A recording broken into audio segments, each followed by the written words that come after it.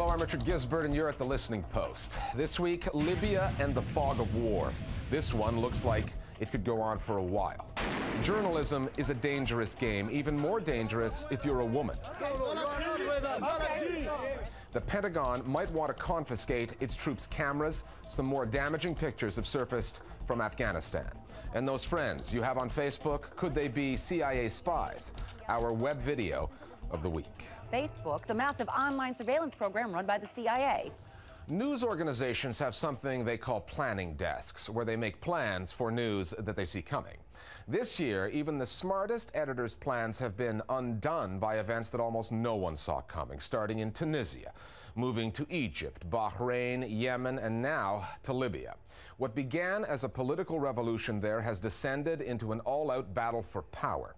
And what started as a plan to protect civilians, a United Nations-sanctioned no-fly zone, has quickly morphed into a military intervention. For the news media, making sense of this story means having people on the ground. But those journalists are targets of, if not the Gaddafi regime, then the regime's supporters. Our starting point this week is Tripoli, and the latest chapter in the news media's struggles to get the real story of what's happening in Libya and why.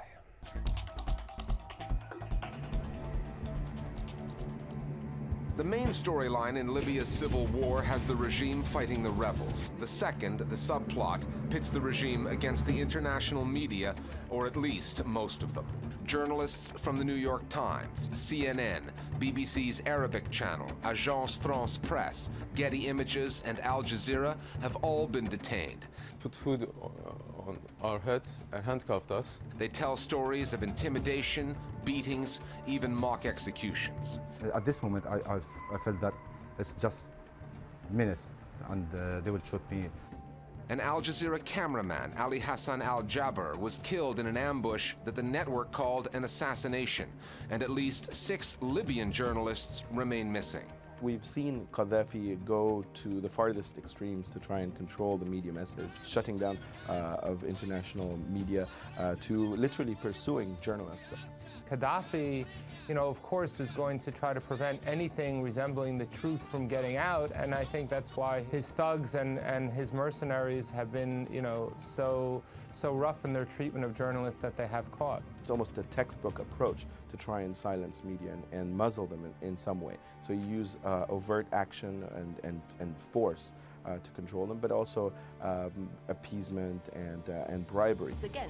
Regardless of the United Nations role and the NATO element, this was an American-led intervention. Libya is no Iraq, but the U.S. media, which did a lot of soul-searching after swallowing the Bush administration's WMD story, is doing less cheerleading this time around. Well, I think the major difference is in the case of Iraq, you had a war that was really started from scratch. This was a war, the Iraq War, that was cooked up by the Bush administration. And the Bush administration had to create its own message campaign in favor of action in Iraq.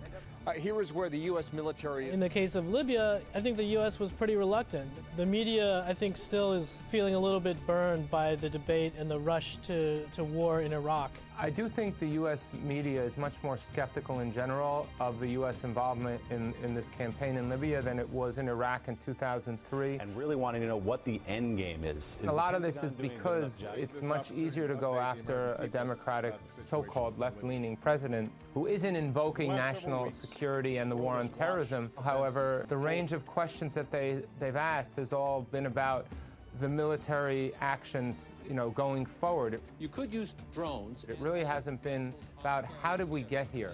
What were the alternatives to military intervention at this point? And these are the bigger questions that, if you really want to do your job as the media, as the shapers of the public sphere, needed to be asked a long time ago. The Arab world seldom speaks with one voice, and why should it?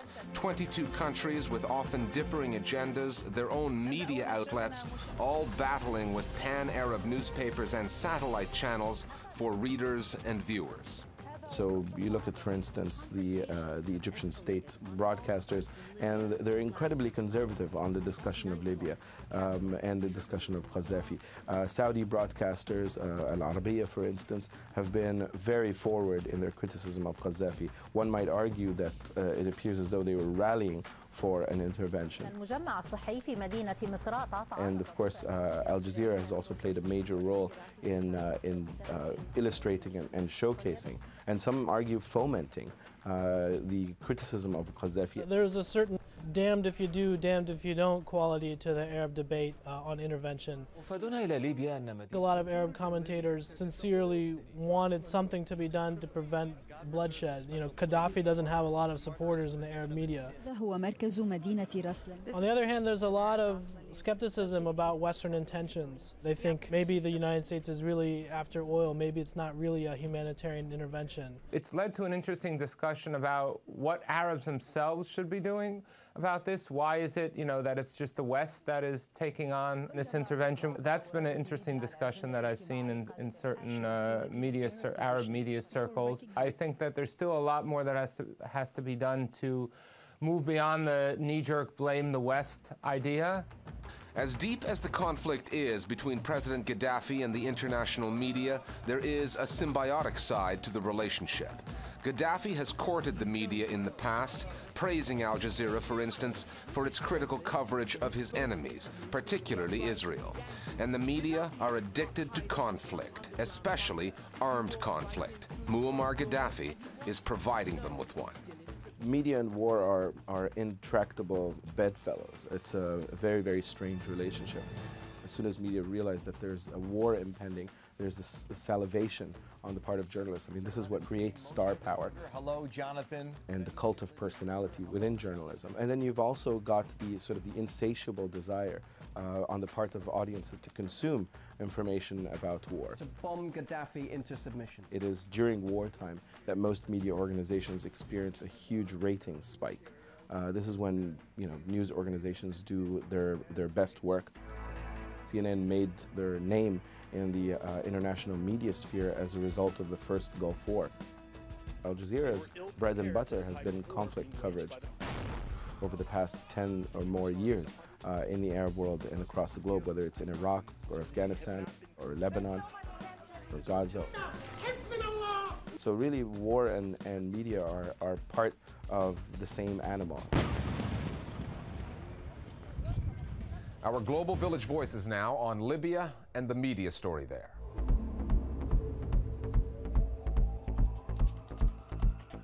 The American media is on the verge of a collective nervous breakdown with the nuclear crisis in Japan, American troops in Iraq and Afghanistan, rising oil prices, the recession, and revolutions breaking out all over the Middle East. There is just too much going on for these stories to be adequately covered, and I can't help but feel that the media is currently longing for the good old George W. Bush days when a war was a war, we got evildoers dead or alive, and all the players were clearly tagged as good guys or bad guys. One thing that has frustrated me is the repetition of facts from the Libyan state government and the Libyan state TV by the Western media. Now, we've seen the Libyan propaganda machine churn out countless times over the past couple of weeks lies to try and sway public opinion. I don't think that the Western media should give the Libyan government a platform to stand on. Libya is getting a large percentage of the coverage because the United States policy has always been anti-Libyan and anti-Gaddafi. Now they're ignoring some of the attacks in Bahrain and they're focusing on Libya. Again, the criteria isn't being news. It is which countries do we like and which countries do we not like. Time now for Listening Post News Bites. The Pentagon has another public relations debacle on its hands, this one in Afghanistan. A leading German newspaper, Der Spiegel, has published photos, despite a U.S. military court banning their dissemination, of American troops posing with some of their dead victims. The troops are reported to be members of a self-designated kill team already on trial in the U.S. for the murder of the man in this photo. Der Spiegel named the victim as Gul Muddin and said he was killed in January 2010 in the province of Kandahar. The U.S. military, eager to avoid an Abu Ghraib-style inquisition, immediately released a statement saying that the actions depicted in the images were, quote, repugnant to us as human beings and contrary to the standards and values of the United States, unquote. Concern now is that the release of the images will sour U.S.-Afghan relations and that U.S. troops in the region could face reprisals. It is still unclear how Der Spiegel got the pictures, but the paper claims to have a further 4,000 images and videos in its possession, all ready for publication. The Pentagon's got a new plan to counter anti-American messages in cyberspace. It involves buying software that will enable the American military to create and control fake online personas, fake people essentially, who will appear to have originated from all over the world. The plan is being undertaken by CENTCOM, U.S. Central Command, and the objective of the online persona management service is to combat enemy propaganda by influencing foreign social media websites. CENTCOM has hired a software development company called Intrepid, and according to the contract, the California-based company will initially provide 50 user licenses, each of which would be capable of controlling up to 10 fake personas. U.S. law forbids the use of this type of technology called sock puppets against Americans, so all the personas will reportedly be communicating in languages like Arabic, Persian, and Urdu. Two Iranian TV channels that broadcast in Arabic are reporting that their signals have been deliberately jammed across the Middle East and North Africa. The first to experience the problem was Iran's state-run Arabic language news channel, Al Alam. The channel's coverage of the unrest in Bahrain has been widely watched in the Arab world. Al Alam said that its signal on the Badr satellite, formerly known as Arabsat, was being jammed by electronic interference. That interference has reportedly been coming from Saudi Arabia, a Sunni-led country that recently sent troops into Bahrain to help quell anti-government protests there, led by Shias. Iran's Arabic language entertainment channel, iFilm, also claimed that its signal was being jammed. Reports say the interference was coming from within Bahrain. Last year, we went to Zimbabwe to see how media reform was coming along 2 years into the power-sharing agreement there. And now, like then, it's a bit of a mixed bag. Among the developments on the Prince side, the Daily News is back in circulation. The once leading newspaper has just gone back on sale after a ban lasting 8 years for its tough reporting on the country's president, Robert Mugabe. In one of its first editorials, the paper said it will continue to take a critical stand against bad governance. However, independent journalists continue to face harassment in the country, according to the New York-based Committee to Protect Journalists. One reporter, Sidney Says, has been arrested repeatedly. Most recently, he says, for photographing a suspected armed robber being gunned down by police after trying to escape from court. On the broadcast side, there has yet to be a new broadcast license issued by the authorities in Zimbabwe, and like most places, television is where most Zimbabweans go to get their news. So-called libel tourists whose favorite legal destination is the British court system may soon have to start traveling elsewhere to file their lawsuits. The British government has introduced draft legislation that, if passed by the Parliament, will make it much harder to bring a libel case in the UK. The existing law tends to favor the plaintiff, putting the onus of proof on defendants, and the cases are so expensive to fight that many defendants settle in cases they can otherwise expect to win. British libel chill became such an issue that last year President Obama signed into law a measure that would overrule British court judgments if they conflicted with American free speech protections. That's because some wealthy American plaintiffs were launching libel cases against Americans in UK courts. One of the British law's more prominent critics over the years has been John Campner of the Index on Censorship. He says the government's draft defamation bill is a big step forward toward ending the practice of libel tourism, which has led our courts to silence free speech around the world. But without action to reduce the cost of a libel trial, reform will protect the free speech of some, but costs will silence others. We're just 3 months into 2011, and already the year has thrown up some huge challenges the news media's way, foremost among them, covering the political revolutions across North Africa. Journalists there have been subjected to all kinds of threats and attacks, but one particularly troubling story came out of Cairo just after the fall of the Mubarak government. The American network CBS announced that one of its correspondents, Lara Logan, had been separated from her crew in a chaotic Tahrir Square and suffered a sustained sexual assault and beating. The attack drew attention to a side of the job that female journalists are all too aware of, but few are willing to publicly discuss. The Listening Post's Meenakshi Ravi now on an underreported and sensitive story, the dangers facing women, reporting from the field.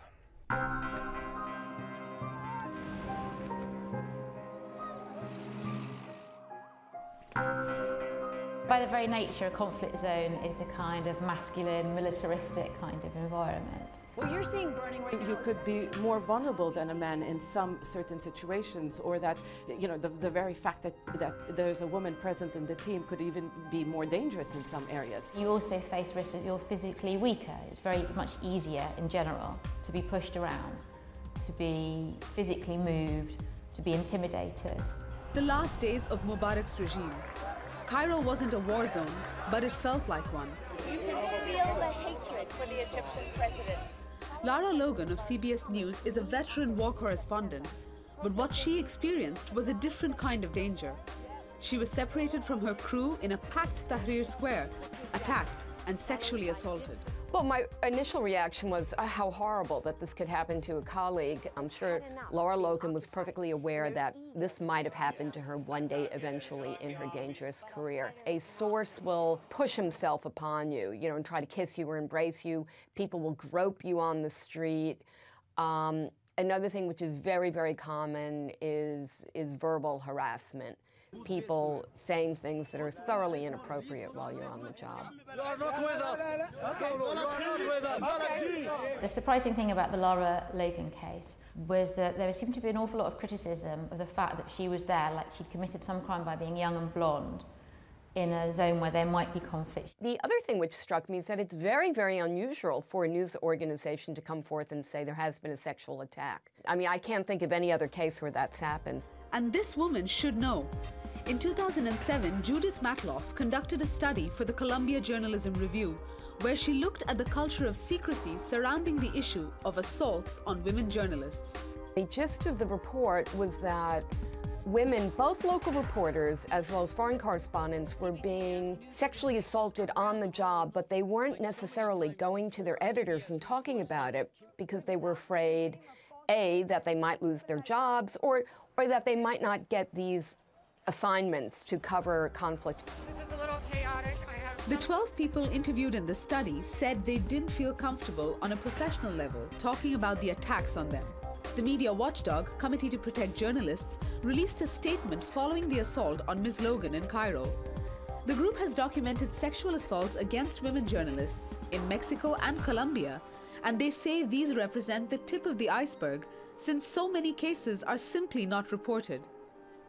It would backfire against you, because when the management decides to send people to cover stories, major stories in conflict areas, to cover the war, they're going to prefer sending a male journalist over a female journalist, and you don't want to be discriminated against. There's also the stigma, social stigma, and especially certain journalists who come from backgrounds, more conservative cultural backgrounds. It's very difficult for them to talk about this, and again, it's on the personal level. Maybe they just don't want to, you know, express these intimate details to others. So while female reporters tend to keep these attacks to themselves, within the industry, the risks women face are no secret. Journalists are trained on how to fend for themselves when reporting from hostile environments. We send a lot of female media professionals, and not just journalists, but also activists and so on. We send them to hostile environment training courses along with male colleagues, and that gives you an awareness of the risks you might face in an environment. Now, for women, there will be certain cultural things you should observe. For instance, whether you need to wear a headscarf, not to wear very brightly coloured clothes, not to wear jewellery, not to wear high heels, to ensure that you can always run away.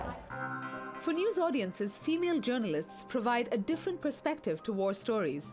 Perspectives that a male reporter may not be able to give. During the war in former Yugoslavia and the recent conflict in the Democratic Republic of Congo, rape was used as a weapon of war. And that's one story women are better suited to cover because of the sensitivities involved. Especially in dangerous situations, when a woman is in a team, it usually reduces tensions. Sometimes, you know, being the only woman in the team, I would be the first one who would approach and try to get permission to film, or, you know, permission to do an interview, because it just reduces tensions. And a lot of my male colleagues will tell you, they're the ones who even ask me, you know, you approach the person, you ask him in a kind and polite way, maybe they will respond in a different manner. So it is important also to have a female journalist on the team. She knows she can never go back to them because they'll kill her. In certain places, simply you do get more access. You get access to tell stories about families and about women which male reporters simply don't. In Afghanistan, I went to a women's prison and interviewed some teenage girls there who were in prison simply because they ran away from home. Now, a male reporter couldn't have done that. You need a female reporter to do that story, and it's an important story. In other places, in Iraq, women will find it easy, not only find it easier to talk to a female reporter, but it's more culturally acceptable. The fear is that the attack against Lara Logan and the widespread multimedia platform coverage it received will prove to be an obstacle for women out in the field. Also, there seems to be a debate about whether women should actually be sent to these places. Now, that's not what the debate is about. And the way it's been perhaps slightly beneficial is that we're talking about it now. People are acknowledging that this is the risk that women face, and we should look at ways to minimize this risk. And women shouldn't be afraid of speaking out. What I hope is that this horrible incident that occurred with Lara Logan will raise consciousness rather than lead to a new attitude whereby editors think twice about sending women out on difficult assignments. Women go out on these assignments and they know that sexual assault is one of the occupational hazards. They know that they might face rape just as they know that they might get shot in crossfire or they might lose their limbs in a landmine. Women know that they're tough.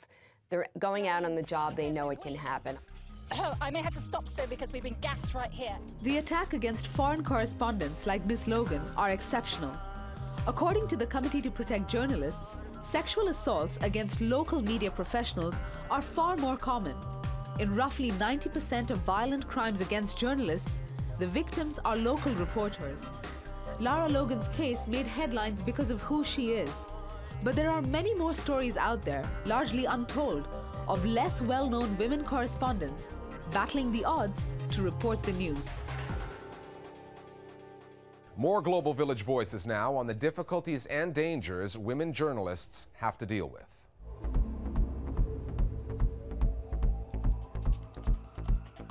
It's incredibly valuable to have female correspondents in traditionally male-dominated beats like war. You know, they bring another perspective. They bring out different voices, in addition to, gender aside, just being damn good journalists often.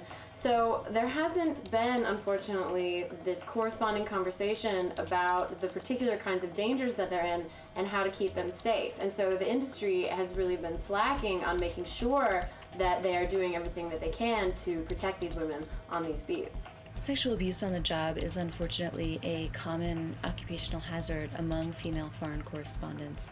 So I applaud Lara Logan's decision to go public with a very personal, very private trauma.